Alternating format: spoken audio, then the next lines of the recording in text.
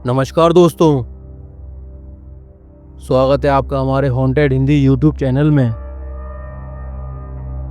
कभी कभी हम जिन आवाज़ों को अनसुना समझते हैं, असल में वो किसी की मौजूदगी का इशारा होती है।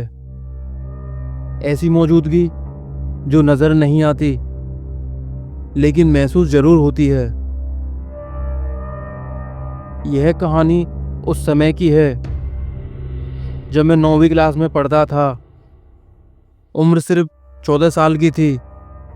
पापा सरकारी नौकरी में थे और हम लोग अक्सर एक शहर से दूसरे शहर शिफ्ट होते रहते थे। जब पापा का प्रमोशन हुआ तो हमें एक नया सरकारी फ्लैट मिला। वो फ्लैट पहले वाले से बड़ा था और सबसे ज़्यादा खुशी मुझे इस बात की थी कि अब मुझे अपना अलग कमरा मिलने वाला था। लेकिन उस घर में एक कदम रखते ही मुझे कुछ अजीब सा महसूस होने लगा, जैसे वहाँ कुछ ठीक नहीं है।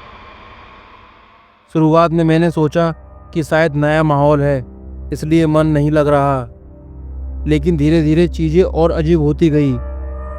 एक रात मैं अपने कमरे में अकेला बैठकर टीवी देख रहा था। घर के बाकी सभी लोग दूसरे कमरे में सो रहे थे। तभी अचानक मुझे मेरे कमरे के बाहर एक आवाज़ आई, जैसे किसी औरत के पायल की आवाज़ हो। पहले तो मैंने सोचा कि शायद मम्मी पानी पीने उठी होंगी, लेकिन जब दोबारा वही आवाज़ आई, मैंने टीवी बंद कर दिया और ध्यान से सुनने लगा। हर 3-4 मिनट में वही आवाज़, जैसे कोई धीरे धीरे चल रही हो और पायल की आवाज़ पूरे घर में गूंज रही हो। लेकिन कोई दिख नहीं रहा था। डर के मारे मेरी रूह कांप गई थी। हिम्मत करके मैंने दरवाज़ा खोला और आवाज़ फिर आई, बिल्कुल सामने से।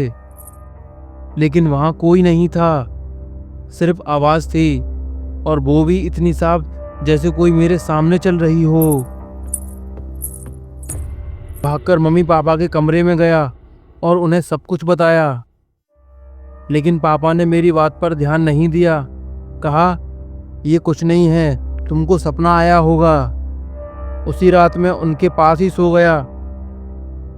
ऐसे ही कई दिन बीते। वो आवाज़ कभी 10 बजे, कभी 10:30 बजे रात के आती थी। लेकिन अजीब बात ये थी कि वो आवाज़ सिर्फ मुझे सुनाई देती थी। घर के किसी और मेंबर को ये महसूस तक नहीं हुआ। 8-9 महीने तक ऐसा चलता रहा। फिर हमें एक नया फ्लैट अलॉट हुआ और हम वहाँ शिफ्ट हो गए। जो लोग पुराने फ्लैट में रहने आए वो हमारे जान पहचान के थे। उनका बेटा मेरा बहुत अच्छा दोस्त था। लेकिन कुछ हफ्तों बाद वो अंकल हमारे घर आए और मुझसे पूछा, बेटा तुम्हें उस फ्लैट में रहते हुए कभी कोई अजीब आवाज़ सुनाई देती थी? बस इतना सुनते ही मेरे पूरे शरीर में सिरहन दौड़ गई। अब मुझे पक्का यकीन हो गया था वो सब मेरा वहम नहीं था। उसकी पूरी फैमिली ने भी वही आवाज़ सुनी थी। बाद में उन्होंने घर में पूजा करवाई और जब हमने जानकारी निकाली तो पता चला कि उस फ्लैट में एक नहीं 6 आत्माएं थीं। पता नहीं वो कौन थी, क्यों थी, लेकिन वो वहाँ थी और आज भी शायद है।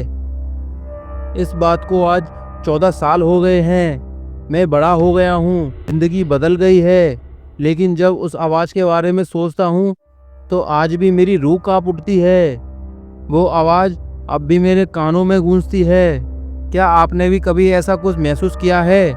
अगर हाँ तो हमें कमेंट में ज़रूर बताएं, और ऐसी ही सच्ची डरावनी कहानियों के लिए चैनल को सब्सक्राइब करना ना भूलें।